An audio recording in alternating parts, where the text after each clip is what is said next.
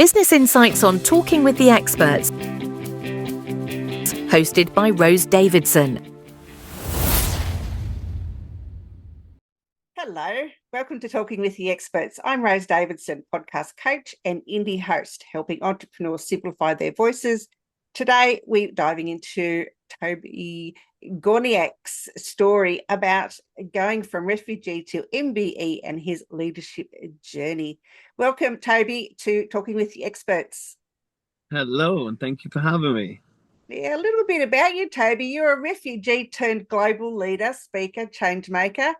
You arrived in the UK homeless and penniless, and today you stand as a person who has dedicated over 20 years to unlocking the hidden genius in others. You created the Gorniak Method, the first hip-hop leadership practice in the UK to be recognised as a PhD level, blending creativity, resilience and leadership to transform lives from classrooms to boardrooms. You've been honoured with an MBE at Buckingham Palace for services to young people. You've given over 40,000 hours to your community and received national awards for your work with ADHD and autism inclusions. You've done Netflix films, you've done university, schools and international conferences, and your mission is to show that every single person holds pure brilliance, sometimes buried by poverty, trauma or expectation, and your life's work is to keep unlocking it.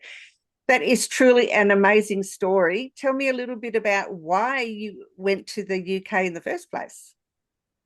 So, originally I was born in Poland. I have a Romani background. And in Poland, the racism, it's really big, especially in Europe, and especially when it comes to the Roma community. We're disliked just for the reason that we just exist. And growing up being a young boy, there were a few occasions where verbally and physically I was attacked, and especially when I was 11, I got put into hospital because I was attacked by 3 males.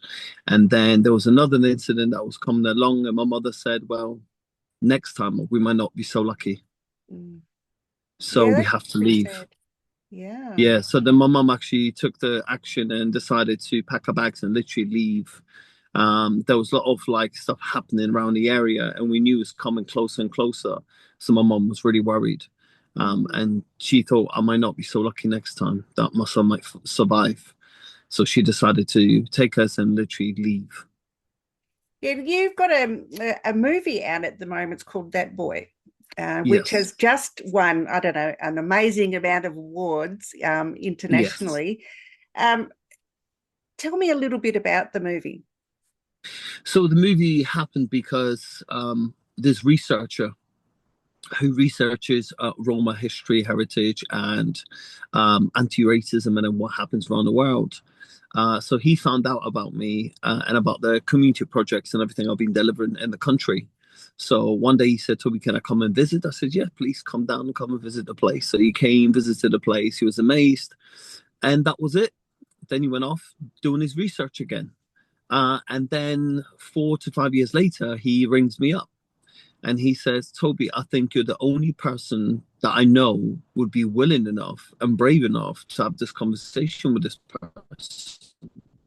And I said, who's this person? He said, he's an ex-neo-Nazi. And I went, wow.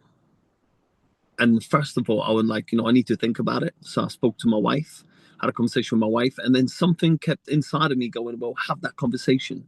It's something you always wanted to know. And my biggest question in my life was, since I was a young child, why? I always asked the question, why? Because I remember there was a day on the market, me and mum were shopping, and as we stepped in, it was we were next in the line in the queue. As soon as we stepped up to the guy to buy our fruit and veg, he kind of shushed us off and he said, go away, you dirty gypsies. And I remember walking away being 5 years old, and I said to Mum, how did he know? How did he know that we are Roma gypsies? And she went, it's your skin. And it's something you're going to know and recognize and feel for the rest of your life. And that's when I went, wow. And it just hit me being 5 years old. And I remember asking, but why? But I'm a good boy. I didn't do nothing. And to me, it was like, when you've done something, I get it. People might be upset with you, but I haven't done nothing. I was just a little kid. And that question stayed with me forever. asking the question why. And then being 11 years old, being attacked by these skinheads, that question was just always there, why? So when the opportunity arrived, I went, well, maybe it's time. Maybe it's time to get some answers. So I went, had that conversation. And during that conversation with the researcher, he said, well, he just wanted to research. I said, no, we're going to do this and then make it into a film. Let's make it into a real deep, honest conversation. They're like, how are we going to do it? I said, don't worry, I've got a team, I've got a crew I work with whenever we produce our film. This is how we're going to do it. So I directed the entire film because I wanted to be raw, I wanted to be honest, and I wanted to be real. And we didn't know each other. I didn't know nothing about the man except that he was an ex-neo-Nazi. That's all I know. The research was like, do you want to know what he looks like? Do you know what he does for a job? Do you know about his family? I said, no, I want it to be raw. I want two people to meet at the table and have an honest conversation. And I tell you what, it was one of the most deepest conversations I ever had. Yeah, it sounds really intriguing. I can't wait till it comes to Australia because I'd really love to watch it. I think it would be absolutely fantastic. Now, reading a little bit about you, I found out that your first business was you bought a YMCA. Yes, so we in our city there was a huge YMCA that shut down. They had a huge building, and we had 2 dance studios, 6 offices, change rooms, showers, units, more spaces. It was a huge building. And this is where we ran our first company, which was called Street Factory. And it was literally all about giving back to the community. So we are teaching dance, resilience, confidence. And it was just an amazing journey. So what prompted you to buy it? To me, why? So for me, it was this. I always taught in schools and colleges, and I always had to go from space to space. And I always was looking for something to call mine, somewhere where I felt we could stay and people could come to us. But it wasn't just that, it was for the young people to have a safe space. Because that's something I always wanted as a kid, a space where I could just go every day and just dance 7 days a week. And literally, that's what the place became. People came and danced 7 days a week. There wasn't a day the place wasn't being used, or people weren't dancing, people weren't training, we weren't doing shows. It was something for the community where they felt they belonged. Yeah, and that's really important. I mean, it doesn't matter what you're doing in life. It's a human condition that we all feel like we need to belong to something or to belong somewhere. And I think what you did was absolutely amazing. And Joanne, your lovely wife, was, supportive of your decision. Oh, amazing. Me and Joe, I'll tell you what, I am so blessed and I can't say it enough. I wouldn't be who I am today without her. Without her encouragement, support, love, her wisdom. And I mean, she does the job with me. Me and her work together. Me and her travel together. Me and her are every day together. People say sometimes, don't you two get bored?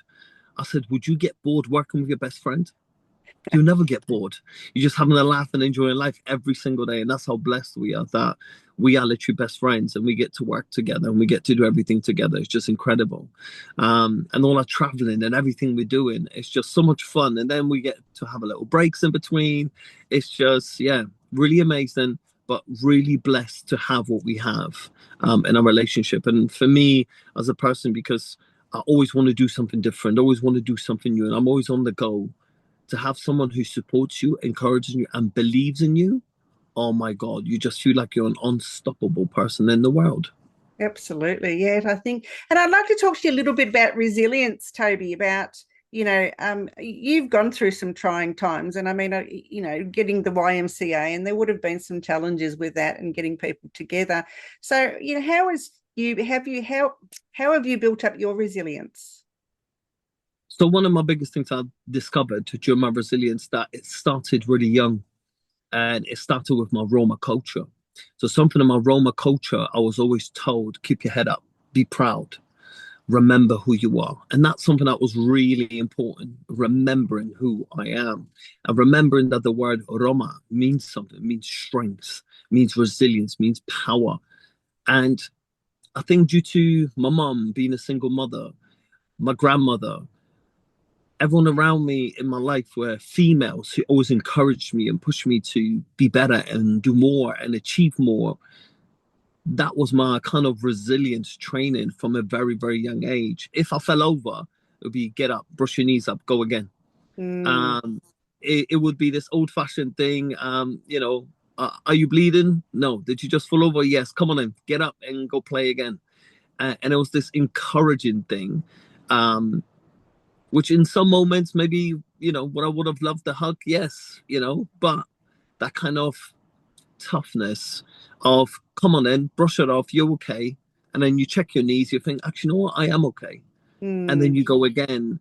Those little things, I think, drove me to understand myself more and understand the situation that I was in when I was a kid. That I am okay, and Mm. I can do it, and I can give it another go. And I think that was my drive from a very, very young age. But I think that heritage and culture was Mm. very, very important during that journey. This kind of magic, when people tell you stories, and my grandmother, my mother taught me stories that, our people have survived so much. So you Mm. come from really incredible, strong people, and that's in your blood. And I Mm. think that belief kind of gave me a different sense of empowerment, Mm. sense of pride, and sense of, you know what, you can do it. So just get up and go again. Yeah, and I think that's really wise for business owners too. Yeah, I mean, if you fall down, get up and just keep trying, or try not doing the same thing, but just changing your view on something, or just changing direction slightly, can always bring benefits if you fall down and hurt yourself. 100%. But the biggest things during my life, I've learned that everything is just a lesson. Mm. People are afraid to fail. I fail every day. But to me, it's not a failure. It's just a lesson. I just learn how to do things better. That's all Mm. this is. Do you know what I mean? If I do something and I mess that up, I go, okay, won't do that again like that. I'll do it differently. Mm. And for something that I'm really proud of in my life is whenever, learn a lesson, I don't repeat it twice. Because I learned from a very young age that when mum says, hot, hot, hot, don't touch the fire, and the fire is hot, I'll only make that mistake once. I won't go back there again. And I think because of that, again, I learned to learn lessons very fast. Mm. And I learned to learn from these things, which is very important. And then not to repeat them again, but do them better. What can I do to do it better? And I Mm. think that's one of my main mottos is, and I say this a lot to a lot of people I work with that I mentor, and I say, can you do it better though? Mm. So yes, you've done it, but could you do it better though? And 99% of the time they can. Absolutely, and I'm sure that the kids that you've worked with, really value your input because of the type of person that you are, and you give them encouragement all the time to do better and be better. Oh, 100%. The encouragement, the support, all of that is important. But there's something even more important than that. Just being loved for who you are. Do you know what I Mm. mean? That's the main thing I give all the people I work with, that's kids or adults. I just love who you are. I appreciate who you are. I acknowledge who you are. I don't want you to be anything. I just want you to be you. Because in the world today, we all try to fit in, we all try to adapt to the world around us. But there's nothing more beautiful and amazing when you see a human being just be themselves. And if you're quirky, be quirky. If you're different, be different. If you're crazy, be crazy. Whatever that thing is that you are, but be it 100%. And there will be people that are going to love it, and there's going to be people that dislike it. But either way, you will be happy because you're truly yourself. Absolutely. No, I totally agree. I used to be myself quite often, and I used to get in so much trouble for being myself, especially in the workplace. Toby, tell me a little bit about the Gorniak method and why it's so successful. So the Gorniak method is very simple. Most simple things are the most greatest things in the world that we use today. The Gorniak method is based on 5 principles. They're the core principles of everything that I do. They're based on respect, peace, love, unity, and having fun. That's the 5. So the 5 core elements are built on how we work, what we do, and how we develop. One of the things I've learned during my Gorniak method for the 20 years of working with all different types of people, we need foundations. Once you have foundations, it's something you always go back to. So life can go up and down, but no matter what, you have your foundation, something that you stand on. which is really important. And sometimes the only reason, like recently, I was working with someone in the business side, and they said, Toby, why isn't my business working so well? I said, because you're not working well. He said, well, what do you mean by that? I said, you need to work out who you are. And once you work out who you are and what you live by and what you stand by, everything else will fall in place. So we worked together for 3 months. And after 3 months, he rings me up. He said, Toby, my bank account doubled. I said, well done. I said, did your life double? He said, it tripled. I said, now that's the most important thing, is when you can look at your life and think, I'm happier, I'm more peaceful, I've got more love in my life. Now that's the key to everything. Because sometimes we focus too much on our finances. And yes, I know people that got money. I do. But are they happy though? And the biggest thing in life is happiness. And we all see happiness in different circumstances and we see it differently. But the main foundation, what most people would like, is have enough money in the bank, yes, to pay your bills and do everything else you need to do, but to have some peace at home, to have some love at home, to have some joy at home. Those are the things that we search for and that we really, really work hard for. And that's the key to the Gorniak Method, is giving people those foundations. Once you give people foundations, they can achieve anything.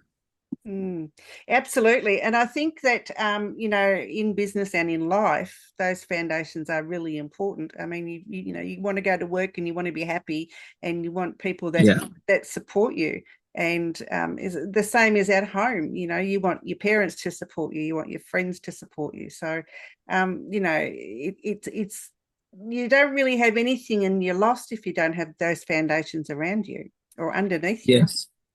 Yes, not 100%. And I think a lot of people, especially today, are a bit not sure because social media says you have to do this and you have to do that and you have to do this. Yeah, what do you want to do? That's the biggest thing I say to people. So we do a lot of, like, Jo is amazing on social media. So she does social media training for people, and especially for like personal brand. And they say, yeah, but this isn't fashion and everyone's doing this. I said, yes, you're not everyone. You are you. So what do you stand for? What do you want to talk about today? That's the most important thing. It's not talking about what everybody else is talking about. What is important to you? And when you truly become you, everything else just always falls in place. Absolutely. But it's hard. And that's the biggest thing I'll say to people. It's hard. But it's hard not to be you. And it's hard to be you. So it's up to you what hard you choose. Yes, I agree. And I recently put a post up yesterday about how come there's so many experts in the world telling you how you have to do things a certain way, or one way, or get this deal and it's going to be you're going to learn everything. And I thought, why are they all like that? Why can't they just let people be themselves and teach them around their personalities? Because we're not all the same. We're not all cut from the same cloth. No. And the biggest thing is, I'll say this. If you look at the world and you look at some of the biggest influencers on social media, why are they so big? Because they're so original. Not because they're copy, because they are really unique in the way they portray themselves and what they say and how they say it and what they do. And it's real to them. To them, it's everything they do. So they're not just saying it because somebody else is saying it. They're saying it because they are believing in what they're saying. That's the biggest thing. So it isn't just to fit in with everybody. It's to tell everybody their side of the story and how they perceive the world to be. Yeah. No, that's absolutely right. If you want to find Toby, you can find him on his website at Toby Gorniak MBE.com. And he's on LinkedIn as well. So, chase him up there, and he's on Facebook. So look for him there too. Toby, I'd love for you to share some words of wisdom with our audience today, because I know you've got lots of it. Okay, so something recently that really come up was this. We live in a very, very busy world. And I would like you to ask yourself this question.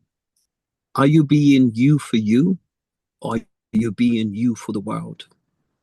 And if you need to ask this question and answer this question for yourself, do you know the best way to do it? Close your eyes and tell me, who do you see? Me. I see me. So be that. And that's the Great beauty advice. about Absolutely that's the great beauty advice. about it. Do you know what I mean? For me, I do that very often. I'll close my eyes and I'll say, So what do I see? Who do I want to be? And then I see that person and I think, yes, I'm in the right direction. I'm going in the right way. Yeah, I believe I am. It's taken me a long time, but yeah, I'm finally heading in the direction that I want to be. So it's all going good now. Amazing. Toby, it's been an absolute pleasure to meet you, and thank you so much for joining me here today. I look forward to chatting with you again soon. Thank you for having me, and hopefully soon we might catch up in Australia. Absolutely, I'd love that. That would be amazing. Bye-bye for now. Thank you. Peace and love. Bye-bye. You've been listening to Talking with the Experts with Rose Davidson, the podcast that brings you real stories, bold insights, and strategies that work. Be sure to subscribe on YouTube or your favourite podcast channel so you never miss an episode, and dive into our full library anytime at talkingwiththeexperts.com. Until next time, keep learning, keep growing, and keep talking with the experts.